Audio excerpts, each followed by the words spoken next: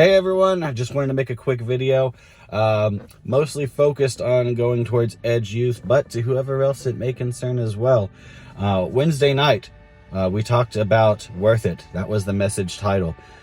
In said message, we talked about the fact that we all have worth. Our worth is given to us from God. He ordained and gave us worth before we were even created, from the beginning of time. But then, of course, that worth was also reappraised when Jesus died on the cross in forgiveness of our sins. So we all have worth. We talked about what worth is, that worth gives you value. We talked about the fact that worth is given. Someone always has to give worth to something, like God, like Jesus gave to us. And now we have that worth. We talked about how worth is lasting, which means it doesn't go anywhere. It can't fade. You're always going to maintain that worth, that value. In this sermon, I also had an illustration, and that's what I really wanted to talk about. This is kind of the excerpt there, because I made an illustration, which I'm going to briefly talk about. Check out the video, the sermon, if you can, if you want, but I'm going to kind of recap just a little bit.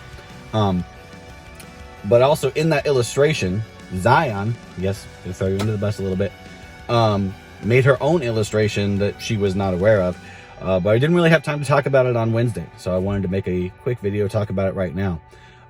So in this illustration, had this $5 bill, right? Probably a mistake in the first place because I'm using the $5 bill to illustrate worth, and it's only $5, but Max is broke. What are you gonna do? So had this $5 bill, and I asked anyone who wants the $5 bill. Everyone raised their hand, but Zion kind of beat everyone to the punch, so she gets to win the $5 bill. However, first, I take the $5 bill and I fold it, and then I fold it again, and I fold it again, and I fold it again, and I fold it into this little tiny piece, and I say, now, how much is this worth? Everyone agreed, it's still worth $5, even though it's folded.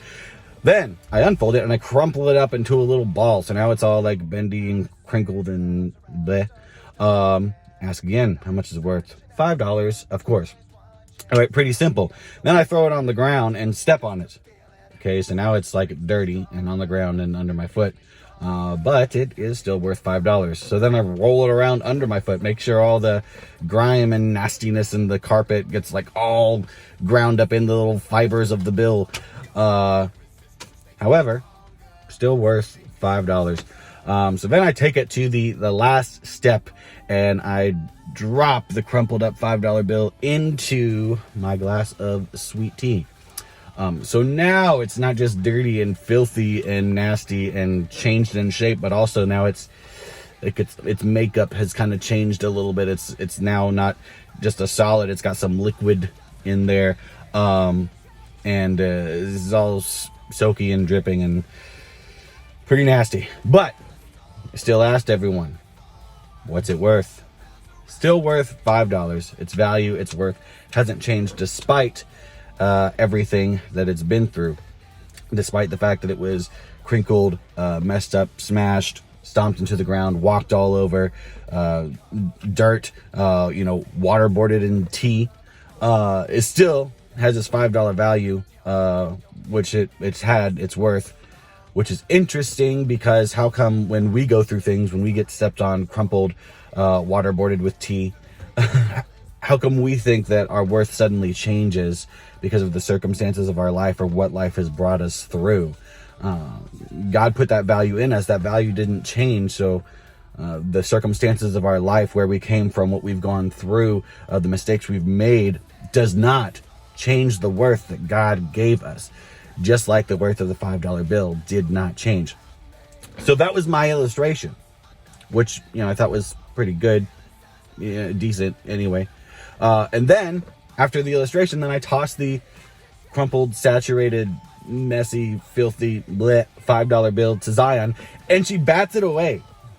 Right? So we've already all agreed, including Zion, that this is still worth $5. It hasn't changed, even though everything it's been through. The worth is still there, but yet she still bats it away.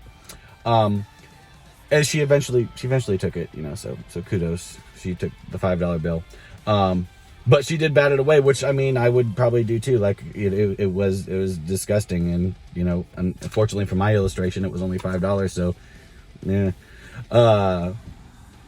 But I think it's interesting that she batted it away, and I didn't get to talk about it, but I wanted to talk about it now, that still in life, the world sometimes is going to bat you away because of where you come from, because of what you look like, because of what you've been through, because of mistakes they've seen you make. They're gonna bat you away. They're gonna say you can't do this, you can't achieve this, you're not the right person for this goal, for this thing that you have in your life, you're not capable of being in this position, we don't want you in this place. They're gonna bat you away because they're gonna see the circumstances of what you've been through. They're gonna see how you've been walked upon. They're gonna see what you've where you almost drowned. They're going to see the mistakes you make. They're going to see the positions that you might have been put in. They're going to see that stuff, and they're going to bat you away, and they're going to say, no, we don't want to deal with all that. And we don't think you're capable of accomplishing, your goals because of, this stuff, all this stuff that you've been through, all this stuff from where you've come from. But no matter what the world may say, no matter if they bat you away, which they probably will, and sometimes you have to be ready for, but you have to know that your value has not changed.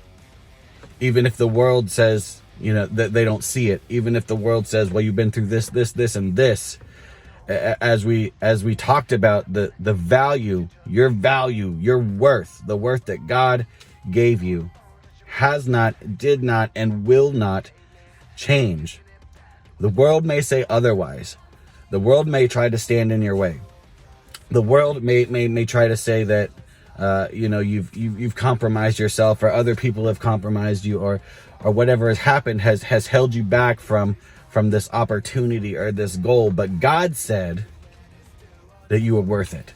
God said you have this worth. God said, I'm instilling this into you from the very beginning. Before time began, God gave you your worth. He said you are worth it. He said you are worth everything of creation that led up to the moment of your birth, of your conception, for you to be worth it.